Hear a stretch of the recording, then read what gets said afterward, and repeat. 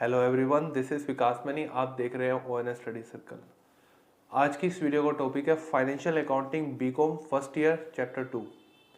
Chapter 2 में आज हम डिस्कस करेंगे कॉन्सेप्चुअल फ्रेमवर्क के बारे में। अब ये कॉन्सेप्चुअल फ्रेमवर्क क्या होता है, सबसे पहले ये समझते हैं कि कॉन्सेप्ट क्या होता है।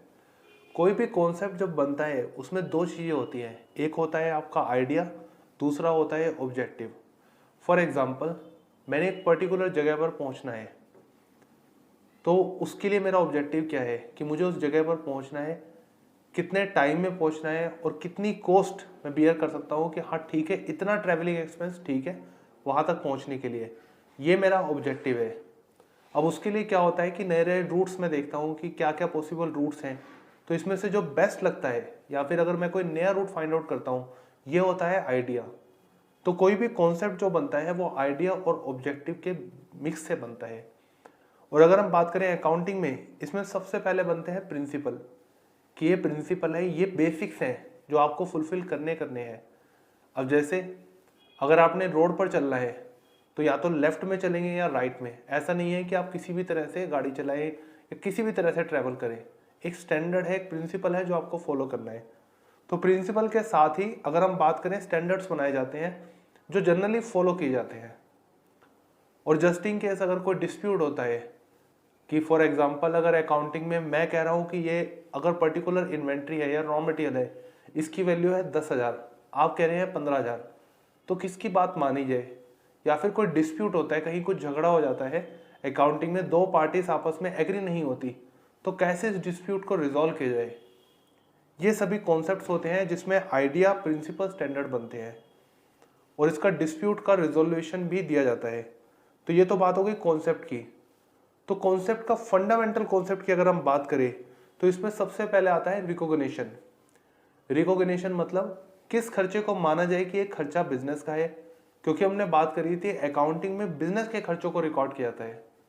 तो ये बिजनेस का खर्चा है भी या नहीं, बिजनेस की इनकम है भी या नहीं, या फिर इसे इनकम माने या नहीं, खर्चा माने या नहीं, तो कैसे पहचाने कि ये खर्चा है, इनकम है, क्या है। तो इसके लिए रिकॉग्निशन प्रिंसिपल है। तो रिकॉग्निशन कॉन्सेप्ट के बाद आता है मेजरमेंट, कि अगर मैं कह रहा हूँ रॉ मटेरियल मेरे पास है और हर महीने रॉ मटेरियल की वैल्यू चेंज होती है, तो यहाँ अभी जो मेरे पास रॉ मटेरियल अवेलेबल है उसकी वैल्यू कितनी है, कैसे मैं कैलकुलेट करूँ। तो इसके लिए आता है मेजरमेंट, की कितनी वैल्यू लगाऊं कि हाँ ये रॉ मटेरियल इतने का है। फिर आता है डिस्क्लोजर, कि आप डिस्क्लोज कैसे करें। फॉर एग्जाम्पल, आपने महीने में 1000 टाइम्स रॉ मटेरियल खरीदा। अगर कोई पार्टी आपसे बोलती है कि आप मेरे को रॉ मटेरियल का मेंशन करें कि कैसे परचेज किया है, तो क्या आप 1000 एंट्रीज दिखाएंगे या फिर किस तरह से प्रेजेंटेशन देंगे। तो यहाँ बात होगी डिस्क्लोजर की। तो कॉन्सेप्ट की अगर बात करें तो सबसे पहले बताता है कि कैसे आपने रिकॉग्नाइज करना है कि ये खर्चा है या इनकम है, फिर कितनी वैल्यू का है, कैसे मेजर करना है, और फाइनली उसको कैसे रिपोर्ट करना है, डिस्क्लोज करना है। तो कॉन्सेप्चुअल फ्रेमवर्क की हम बात कर रहे हैं। अगर हम लेवल्स में बात करें तो ये बेसिकली 3 लेवल्स में होता है, फर्स्ट लेवल, सेकंड लेवल और थर्ड लेवल। फर्स्ट लेवल क्या बताता है? फर्स्ट लेवल जनरल बात करता है कि हम जो काम कर रहे हैं एक्चुअल में हम उसको कर क्यों रहे हैं। फॉर एग्जाम्पल, जैसे अगर मैं अकाउंटिंग कर रहा हूँ तो अकाउंटिंग कर क्यों रहा हूँ, क्यों इसकी जरूरत है बिजनेस को। क्योंकि अकाउंटिंग जो है वो बिजनेस की लैंग्वेज है, बिजनेस को इंफॉर्मेशन देता है। जो स्टेक होल्डर्स है, जिनका कंपनी में इंटरेस्ट है, उनको इंफॉर्मेशन देता है। जैसे बिजनेस का ओनर है उसको इंफॉर्मेशन देगा, जो क्रेडिटर है, जो बैंक है, गवर्नमेंट है, एम्प्लॉयज है, इन सभी पार्टीज को इंपॉर्टेंट अकाउंट की इंफॉर्मेशन मिलती है अकाउंटिंग के थ्रू। सेकंड होता है what to disclose, how to disclose, क्या डिस्क्लोज करना है और कैसे डिस्क्लोज करना है। मतलब अगर आपने कोई चीज बतानी है तो किसी चीज को बताने का भी तरीका होता है, तो क्या सबसे बेस्ट तरीका है और कैसे आप उसको डिस्क्लोज करेंगे, कैसे रिपोर्ट करेंगे। थर्ड जो इसमें कॉन्सेप्ट होता है वो होता है रिकॉग्निशन। जैसे हमने देखा कि कैसे पहचानेंगे कि ये खर्चा है या इनकम है, कितनी वैल्यू का है, कैसे मेजर करेंगे, और फाइनली कैसे डिस्क्लोज करेंगे, कैसे उसकी रिपोर्टिंग करेंगे। तो ये लेवल होते हैं कॉन्सेप्चुअल फ्रेमवर्क के। आगे बढ़ने से पहले मैं आपसे रिक्वेस्ट करना चाहूंगा, अगर आपको हमारा एफर्ट्स पसंद आ रहा है तो इस वीडियो को लाइक और शेयर जरूर करें और हमें मोटिवेट करें इस चैनल को सब्सक्राइब करके। अब देखिए, अब बात होगी qualitative characters of accounting information की। अकाउंटिंग इंफॉर्मेशन पर इन डेप्थ डिस्कशन हम ऑलरेडी इससे प्रीवियस वीडियो में कर चुके हैं। बट एक बार इसका ओवरव्यू लेते हैं कि अकाउंटिंग इंफॉर्मेशन की क्या खासियत है, क्यों हम इसे अकाउंटिंग इंफॉर्मेशन को सर्कुलेट करते हैं, क्यों अकाउंटिंग इंफॉर्मेशन इतनी इंपॉर्टेंट है। सबसे पहले रेलिवेंस, अकाउंटिंग इंफॉर्मेशन में क्या क्या होना चाहिए। रेलिवेंस, अगर मैं जनवरी की अकाउंटिंग इंफॉर्मेशन आपको अगस्त में दे रहा हूं तो ये रेलिवेंट नहीं है। जनवरी की अकाउंटिंग इंफॉर्मेशन मैं आपको जल्दी से जल्दी दूंगा ताकि आप उससे रिलेटेड डिसीजन जल्दी से जल्दी ले सकें, क्योंकि फ्यूचर जो है वो हमेशा सेम नहीं रहता, वो चेंज होता रहता है। तो रेलिवेंट होनी चाहिए इंफॉर्मेशन। दूसरा इसमें आता है मटेरियलिटी। अब जैसे हजारों करोड़ों की सेल है, उसमें अगर 100 रुपए का डिफरेंस आ रहा है तो वो मटेरियल नहीं है। हालांकि डिफरेंस तो डिफरेंस है, बट आप ये पहचानेंगे कि कौन सा ऐसा अमाउंट है जो मैनेजमेंट के डिसीजन को इम्पैक्ट करेगा। जैसे फॉर एग्जांपल हजारों करोड़ों की सेल है तो उसमें अगर 100-200 करोड़ का डिफरेंस है वो इंपॉर्टेंट है, बट 100-200 रुपए या फिर 1000 रुपए का डिफरेंस वो इंपॉर्टेंट नहीं है, तो वो मटेरियल नहीं है। कंपेरेबिलिटी, इंफॉर्मेशन इस तरह से देंगे जिससे आप उसको कंपेयर कर पाए। मैं इस महीने की परफॉर्मेंस को पिछले महीने की परफॉर्मेंस से कंपेयर कर पाऊं, पिछले साल की परफॉर्मेंस से कंपेयर कर पाऊं, या जैसा मैंने सोचा था बजट में उससे कंपेयर कर पाऊं। तो इन बातों का ध्यान रखा जाएगा अकाउंटिंग इंफॉर्मेशन को देते वक्त। उसके बाद है वेरीफाइबिलिटी, कि जो मैं अकाउंटिंग इंफॉर्मेशन दे रहा हूं वो वेरीफाइड होनी चाहिए और उसका एक ऐसा सिस्टम होना चाहिए जिससे मैं वेरीफाई करा पाऊं कि जो मेरी सेल है, जो मैं अमाउंट टोटल दिखा रहा हूं वो सारे सेल के इनवॉइस से मैच हो रहा है। तो ऐसे ही इसमें वेरीफाइबिलिटी होनी चाहिए। टाइमलाइनेस, एक टाइम पर दें, बहुत लेट ना करें, और ऐसी इंफॉर्मेशन दें जो फ्यूचर डिसीजंस लेने में हेल्प करे। ऐसा नहीं है कि आप इंफॉर्मेशन इतनी ज़्यादा दे रहे हैं और इस तरीके से दे रहे हैं कि मैनेजमेंट कंफ्यूज हो रही है। समराइज करके दें और इस तरीके से दें कि मैनेजमेंट को फ्यूचर डिसीजन लेने में बहुत हेल्प हो। तो इन बातों का ध्यान रखा जाता है जब हम बात करते हैं अकाउंटिंग इंफॉर्मेशन की। अब बात करते हैं कुछ बेसिक एलिमेंट्स, या अगर हम बात करें कुछ इंपॉर्टेंट डेफिनेशंस की जो अकाउंटिंग में यूज होती हैं वाइडली। सबसे पहले बात करते हैं एसेट की। एसेट दो पार्ट में होती है, करंट एसेट्स और लॉन्ग टर्म एसेट्स। अब करंट एसेट्स क्या होती है? अब जैसे अगर कोई भी एसेट 12 महीने या उससे कम में डिसॉल्व हो रही है, मतलब वो कंज्यूम हो रही है, तो उसे हम कहते हैं करंट एसेट्स, या फिर उसका ऑपरेटिंग साइकिल। ऑपरेटिंग साइकिल मतलब रॉ मटेरियल खरीदने से लेके उस प्रोडक्ट को, पर्टिकुलर प्रोडक्ट को बेचने के बाद उससे जो कैश लेना है उस लेवल तक के साइकिल को हम कहते हैं ऑपरेटिंग साइकिल। तो 12 महीने या फिर ऑपरेटिंग साइकिल जो भी ज़्यादा है, अगर उस क्राइटेरिया में एसेट है तो उसे हम कहेंगे करंट एसेट्स। कोई एसेट है जो 3 महीने में कंज्यूम हो रही है, वो आपकी करंट एसेट्स है। बट अगर कोई एसेट है जिसका हम यूज़ करेंगे सालों साल, जैसे मशीनरी खरीदी उसको आप 20 साल के लिए यूज़ करेंगे, वो आपकी होगी फिक्स एसेट्स। और फिक्स एसेट्स आप उसको तब रिकॉर्ड करेंगे जब आप सबसे पहले उसका मॉनेटरी टर्म्स में रिकॉर्डिंग कर पाए। फॉर एग्जाम्पल, मेरे जो एम्प्लॉय है वो बहुत टैलेंटेड है, बट इसको मैं रिकॉर्ड नहीं कर सकता क्योंकि ये मॉनेटरी टर्म में नहीं है। और दूसरा, अगर आप मशीनरी को रिकॉर्ड करें तो उसका फ्यूचर इकोनॉमिक बेनिफिट होना चाहिए। ऐसा नहीं है कि कोई ऐसी मशीनरी पड़ी हुई है जिसको आप कहीं यूज ही नहीं कर सकते, फिर भी आप उसको रिकॉर्ड करें, नहीं, आप उससे कुछ ना कुछ बेनिफिट लेंगे। फॉर एग्जाम्पल, किसी कंपनी के एम्प्लॉयज अगर उस एसेट को यूज कर रहे हैं तभी आप उसको एसेट रिकॉर्ड कर सकते हैं, अदरवाइज नहीं। दैट मीन्स कोई भी पर्टिकुलर एसेट अगर आप उसको यूज कर रहे हैं, चाहे प्रोडक्शन में चाहे एडमिनिस्ट्रेशन में, तभी आप उसे एसेट रिकॉर्ड कर सकते हैं, अदरवाइज नहीं। लायबिलिटी का मतलब क्या होता है? अगर एक सिंपल लैंग्वेज में बात करें तो इसे हम कहेंगे उधारी।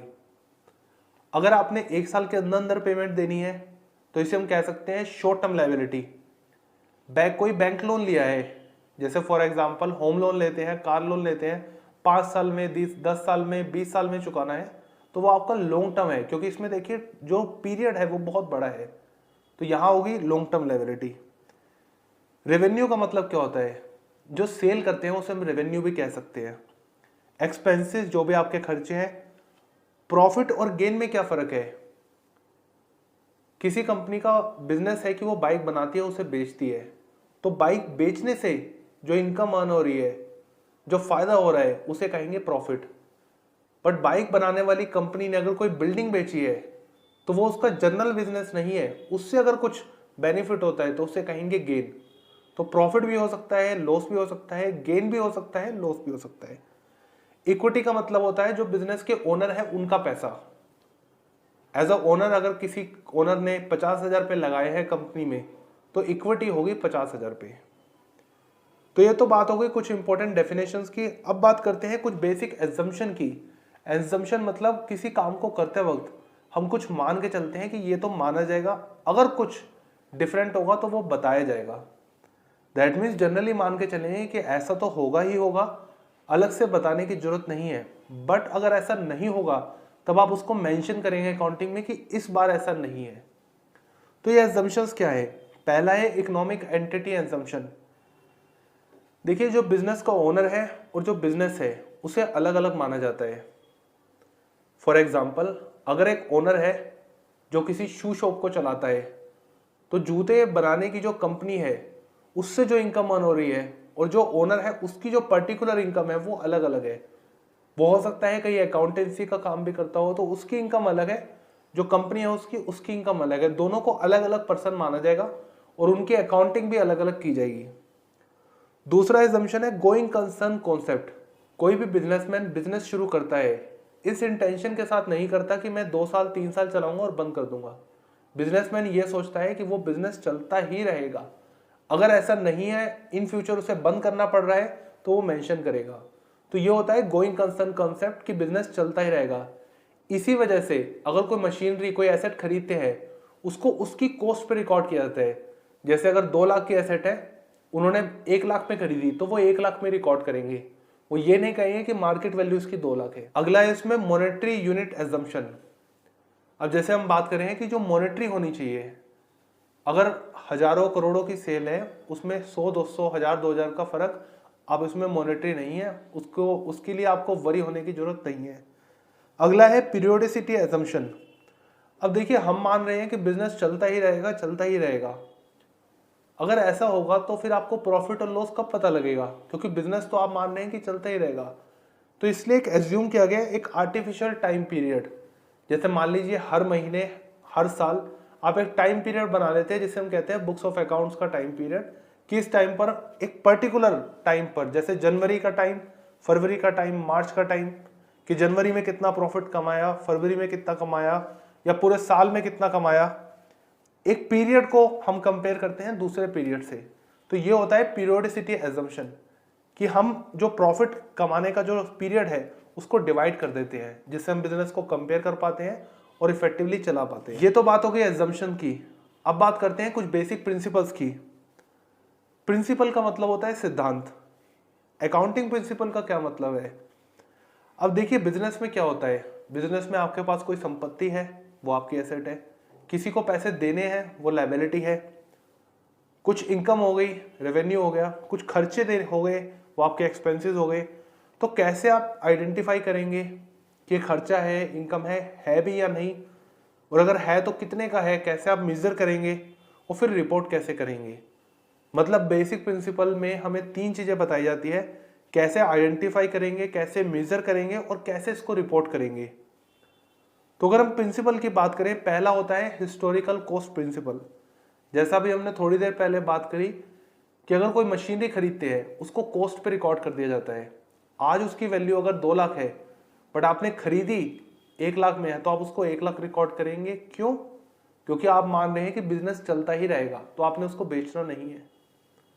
तो इसलिए हिस्टोरिकल कॉस्ट प्रिंसिपल, जो उसकी कॉस्ट थी, अगर मशीनरी 1 लाख की खरीदी थी आपने, उस पर आप डेप्रिसिएशन चार्ज कर रहे हैं, अब उसकी वैल्यू आप शो कर रहे हैं 80,000, बट मार्केट में हो सकता है उसकी वैल्यू हो 2 लाख। तो यहाँ आप हिस्टोरिकल, जो पास्ट में आपने खरीदा था उसके हिसाब से आप उसकी रिकॉर्डिंग कर रहे हैं। तो ये प्रिंसिपल होता है जिसे हम कहते हैं हिस्टोरिकल कॉस्ट प्रिंसिपल। अगला प्रिंसिपल होता है फेयर वैल्यू प्रिंसिपल। अब जैसे कोरोना के केस में जो सैनिटाइजर है उनकी डिमांड एकदम से बढ़ गई, उनकी वैल्यू एकदम से बढ़ गई। तो आप ये नहीं कह सकते कि ऐसे अगर किसी एसेट के साथ होता है तो उसकी वैल्यू बढ़ गई। अगर किसी एसेट की वैल्यू, फॉर एग्जांपल किसी बाइक की वैल्यू 80,000 है, ऑल ऑफ अ सडन उसकी एकदम से डिमांड बढ़ती है, वो 2-2.5 लाख में भी बिक रही है, तो आप ये नहीं कह सकते कि इसकी वैल्यू 2-2.5 लाख है। अकाउंटिंग में आप उसकी रिकॉर्डिंग 2-2.5 लाख में नहीं करेंगे। अगर इसकी फेयर वैल्यू 80,000 है तो आप उसको 80,000 पर ही रिकॉर्ड करेंगे। यही प्रिंसिपल है फेयर वैल्यू प्रिंसिपल। अगला होता है रेवेन्यू रिकॉग्निशन प्रिंसिपल। अब देखिए कंपनी में क्या होता है कि अगर आपने कोई प्रोडक्ट बेचा या फिर किसी से पैसे ले लिए आपने एडवांस में 10,000 रुपये, आप कह रहे हैं कि ठीक है हम आपको गुड्स दे देंगे या फिर जो सर्विस देनी है वो दे देंगे। जब तक आपने किसी से पैसे ले लिए, बट जब तक आपने उसको या तो गुड्स देने हैं या फिर सर्विस देनी है, जब तक उससे रिलेटेड गुड्स या सर्विस आप नहीं दे देंगे, क्योंकि परफॉर्मेंस का ऑब्लिगेशन है आपके ऊपर कि ये काम आपने करना है। आपने पैसे तो ले लिए बट उसके लिए जो काम करना है आपने नहीं किया, चाहे गुड्स देने का चाहे सर्विस देने का। जब आप कर लेंगे तभी आप उसकी इनकम को रिकॉर्ड करेंगे, तब तक नहीं करेंगे। ये प्रिंसिपल होता है रेवेन्यू रिकॉग्निशन प्रिंसिपल। अगला है एक्सपेंस रिकॉग्निशन प्रिंसिपल। अब देखिए लायबिलिटी जो है वो पीरियड वाइज होती है कई बार। अब जैसे फॉर एग्जांपल रेंट जो है, जनवरी का रेंट है 10,000 रुपये, फरवरी का रेंट है 10,000 रुपये। आपने जनवरी का रेंट पे नहीं किया, फरवरी में पे कर रहे हैं, और फरवरी का रेंट भी फरवरी में पे कर रहे हैं। तो आप ये नहीं कहिए कि जनवरी का रेंट 0 है, फरवरी में भी आपका रेंट पे कर रहे हैं तो 10,000 प्लस 10,000, फरवरी का रेंट 20,000 हो गया। नहीं, जनवरी का रेंट आप जनवरी में शो करेंगे, फरवरी का रेंट आप फरवरी में शो करेंगे। तो एक पीरियड के खर्चे आप उसी पीरियड में दिखाएंगे। अगर पे नहीं किया तो वो आउटस्टैंडिंग बन जाएंगे, बट आप उसे दिखाएंगे। ये प्रिंसिपल है एक्सपेंस रिकॉग्निशन प्रिंसिपल। इसके साथ ही कुछ कॉन्सेप्ट होते हैं, कुछ टर्म्स है जिसे हम डिस्कस करते हैं। Product cost, period cost. अब देखिए कुछ कॉस्ट होती है जो प्रोडक्ट से रिलेट होती है, कुछ कॉस्ट होती है जो पीरियड वाइज होती है। जैसे अगर सैलरी है, उसे अगर कोई पर्सन जो है वो सैलरी ले रहा है कंपनी से, उसे मतलब नहीं है कि कंपनी 1000 प्रोडक्ट बनानी है या 10,000। बट जो प्रोडक्ट है उससे रिलेटेड भी कुछ खर्चे होते हैं। जैसे रॉ मटेरियल, जितना ज़्यादा प्रोडक्ट बनाएंगे रॉ मटेरियल उतना खरीदना पड़ेगा। जितने ज़्यादा प्रोडक्ट बनाएंगे बेचने के लिए उतने डिस्ट्रीब्यूशन नेटवर्क लगेगा आपका, उतनी गाड़ियाँ लगेगी सामान को एक जगह से दूसरी जगह शिफ्ट करने के लिए। तो कुछ खर्चे प्रोडक्ट से रिलेटेड होते हैं, कुछ खर्चे पीरियड से रिलेटेड होते हैं। तो प्रोडक्ट से रिलेटेड जो खर्चे होते हैं उसे हम कहते हैं प्रोडक्ट कॉस्ट। पीरियड से रिलेटेड जो खर्चे होते हैं उसे हम कहते हैं पीरियड कॉस्ट। फिर होता है फुल डिस्क्लोजर प्रिंसिपल। ये क्या बताता है कि कुछ भी आपने छुपाना नहीं है। जो आपको लगता है कि इससे मैनेजमेंट जो है या फिर कोई भी पार्टी अगर उनका डिसीजन इम्पैक्ट कर सकता है तो वो पूरी इंफॉर्मेशन आप डिस्क्लोज करेंगे, बट मेक श्योर करेंगे बहुत ज्यादा कॉम्प्लेक्स वे में ना करें। तो ऐसा नहीं है कि इंफॉर्मेशन आप शेयर नहीं करेंगे, शेयर करेंगे बट सिंप्लीफाइड वे में। अब बात करते हैं, एक टर्म होती है कॉस्ट बेनिफिट। कॉस्ट बेनिफिट क्या होता है? अब देखिए अकाउंटिंग इंफॉर्मेशन एक बहुत इंपॉर्टेंट है बिजनेस के लिए, बट अकाउंटिंग इंफॉर्मेशन की कितनी कॉस्ट पड़ रही है, कि किस तरह की इंफॉर्मेशन शेयर की जा रही है और उस इंफॉर्मेशन शेयर करने के लिए कितनी कॉस्ट लग रही है, कितने अकाउंटेंट लग रहे हैं, कितने अकाउंटेंट मैनेजर लग रहे हैं, कितने अकाउंट एग्जीक्यूटिव लग रहे हैं। तो अकाउंटिंग इंफॉर्मेशन बनाने के लिए, उसको सर्कुलेट करने के लिए कितनी कॉस्ट लग रही है और किस तरीके से इसको कंट्रोल और मैनेज किया जा सकता है, इसे कहते हैं कॉस्ट बेनिफिट। अब ये बात करते हैं, देखिए हम किसकी बात कर रहे हैं, कॉन्सेप्चुअल फ्रेमवर्क की। तो ये जो कॉन्सेप्ट बनाया गया है कि अगर काम करना है तो काम करने का ये तरीका है। ऐसा नहीं है कि एक पर्सन किस तरह से काम कर रहा है, दूसरा पर्सन किस तरह से काम कर रहा है, सभी लोग एक ही तरीके से काम करेंगे, सिस्टमाइज तरीके से। तो इससे किस किस पार्टी को बेनिफिट होगा? सबसे पहले अकाउंटिंग स्टैंडर्ड बोर्ड। अब देखिए एक बोर्ड बनाया गया, जैसे अगर हम बात करें किसी क्रिकेट मैच की, तो एक एम्पायर होता है जो डिसीजन लेता है। अगर कोई डिस्प्यूट होता है तो वो डिसीजन लेता है कि आउट है या नहीं। तो ऐसे ही अकाउंटिंग स्टैंडर्ड बोर्ड है, अगर कोई इसमें डिस्प्यूट होता है तो वो बताता है किस तरीके से आप कैसे रिजॉल्व करेंगे सिचुएशन को, या फिर अगर किसी अकाउंटिंग स्टैंडर्ड में चेंज करना हुआ तो वो डिसीजन लेते हैं कि किस तरीके से एक पर्टिकुलर स्टैंडर्ड को आप मैनेज करेंगे। तो अकाउंटिंग स्टैंडर्ड बोर्ड जो है वो स्टैंडर्ड बनाता है जिसे अकाउंटिंग करने के लिए फॉलो किया जाता है। दूसरा इसमें क्या आता है कि काम करते वक्त कई बार हमें अकाउंटिंग में प्रॉब्लम आती है। फॉर एग्जाम्पल फॉरेन एक्सचेंज को किस तरह से रिकॉर्ड करना है। फॉरेन एक्सचेंज में क्या होता है कि हर डे पर फॉरेन एक्सचेंज का रेट चेंज होता रहता है। एक्स्ट्रॉर्डनरी एक्सपेंस है तो कब आप उसको एक्स्ट्रॉर्डनरी मानेंगे, कब नहीं। तो ऐसी जो भी कॉम्प्लेक्स सिचुएशन होती है, इसकी गाइडेंस प्रोवाइड करता है कि किस सिचुएशन में आप क्या करेंगे। दूसरा, जब एक सिस्टमाइज मेथड होता है, जब एक बोर्ड उसको कंट्रोल कर रहा है, जैसे क्रिकेट में अगर थर्ड एम्पायर है वो डिसीजन देता है, तो उससे क्या होता है, क्रेडिबिलिटी बढ़ती है कि जो फाइनेंशियल रिपोर्टिंग है, ये जो अकाउंटिंग का काम है आपको, वो सही है, उस पर इजिली भरोसा किया जा सकता है। और दूसरा, जब एक बोर्ड, एक specific board group of people, a group of organization उस पर काम करती है, तो इसमें क्या होता है, चीज़ों को समझना बहुत आसान हो जाता है, क्योंकि सभी कंपनी एक ही तरीके से काम करती है, एक ही मेथड फॉलो किया जाता है। तो इससे चीज़ों को समझना एक तो सिंपल हो जाता है, और दूसरा ये भी पता चलता है कि आपकी लिमिटेशन क्या है। ऐसा नहीं है कि आप कुछ भी कर सकते हैं, किसी भी तरह से कर सकते हैं। किस इंफॉर्मेशन को किस तरह से आपने प्रेजेंट करना है, और क्या आपकी लिमिटेशंस है, क्या बाउंड्रीज है जिसमें रहकर आपने काम करना है। ऐसा नहीं है कि कभी कोई दिखा रहा है कि उसे टैक्स इतना ज़्यादा देना है, कभी बिल्कुल जीरो दिखा रहा है, ऐसा नहीं है। तो क्या लिमिटेशन है, क्या आपके पास स्कोप है, ये सब प्रोवाइड करता है अकाउंटिंग स्टैंडर्ड बोर्ड। तो देखा जाए कॉन्सेप्ट जो है, कॉन्सेप्चुअल फ्रेमवर्क, ये बेसिकली एक फ्रेमवर्क है, एक स्ट्रक्चर है जो बताता है कि अगर आपने अकाउंटिंग करनी है तो किस तरीके से करनी है। तो आज की इस वीडियो में हमने बात करी कॉन्सेप्चुअल फ्रेमवर्क की, और यहाँ पर चैप्टर 2 हमारा खत्म होता है। I hope you like this video. Thanks for watching.